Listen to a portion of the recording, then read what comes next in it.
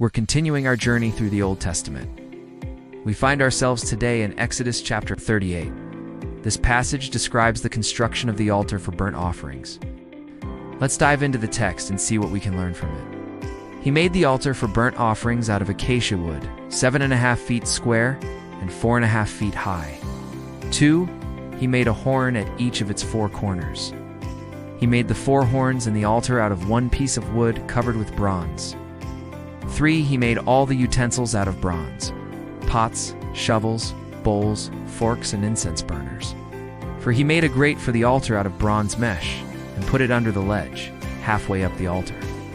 5. He cast 4 rings to hold the poles, 1 for each of the 4 corners of the bronze grate. 6. He made the poles out of acacia wood and covered them with bronze. 7. He put the poles through the rings on the sides of the altar to carry it. He made the altar out of boards so that it was hollow inside. The bronze basin 8. He made the basin and stand out of the bronze. Mirrors given by the women who served at the entrance to the tent of meeting. The courtyard. 9. He also made the courtyard. The south side of the courtyard was 150 feet long and had curtains made out of fine linen yarn. 10 hung on 20 posts set in 20 bronze bases. The hooks and bands on the posts were made of silver. 11. The north side was also 150 feet long, with 20 posts and 20 bronze bases.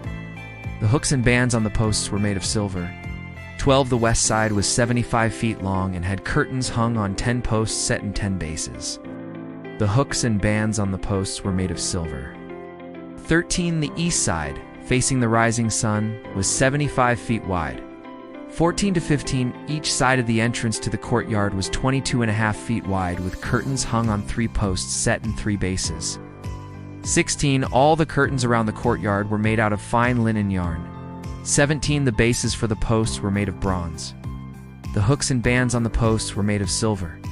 The tops of the posts were covered with silver, and the bands on all the posts of the courtyard were made of silver.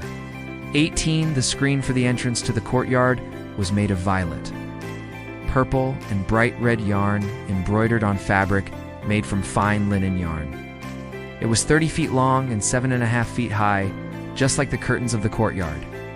19. It was hung on 4 posts set in 4 bronze bases. The hooks and bands on the posts were made of silver. The tops of the posts were covered with silver. 20. All the pegs for the tent and the surrounding courtyard were made of bronze. The amount of gold, silver, and bronze used 21. This is the amount of material that was used for the tent of the words of God's promise. An inventory was ordered by Moses and carried out by the Levites under the direction of Ithamar, son of the priest Aaron. 22. Now Bezalel, son of Uri and grandson of Hur, from the tribe of Judah, made everything the Lord had commanded Moses. 23. He was a jeweler, carpenter, designer, and he knew how to embroider violet, purple, and bright red yarn on fine linen. His assistant was Oholiab, son of Ahisamach, from the tribe of Dan.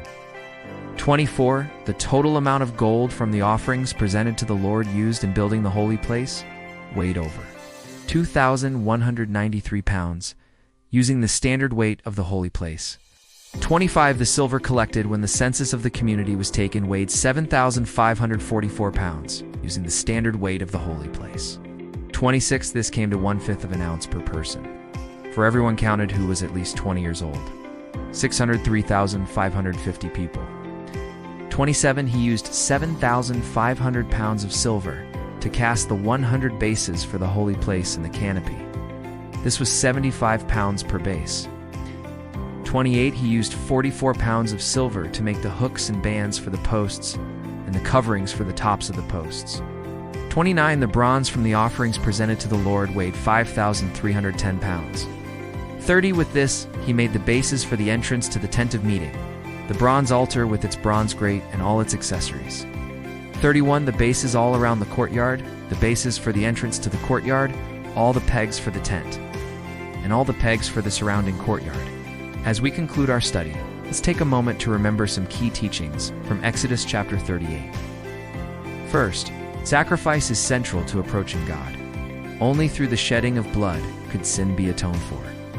This points forward to Christ's ultimate sacrifice. Second, purity is required for service. Cleansing yourself before ministering is a reminder of the importance of holiness in God's presence. Third, God's dwelling is sacred and set apart. The courtyard taught the Israelites to separate what is holy from the everyday world. Fourth, willing offerings build God's work. Every item for the tabernacle came from free will gifts. Fifth, accountability in God's work is important. The detailed inventory shows the importance of being responsible with what was donated. Sixth, the women's sacrifice teaches devotion. Giving up their mirrors showed they valued God's presence more than their own beauty.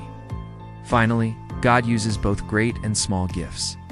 Every material, whether gold, silver, or bronze, was valuable in building God's dwelling.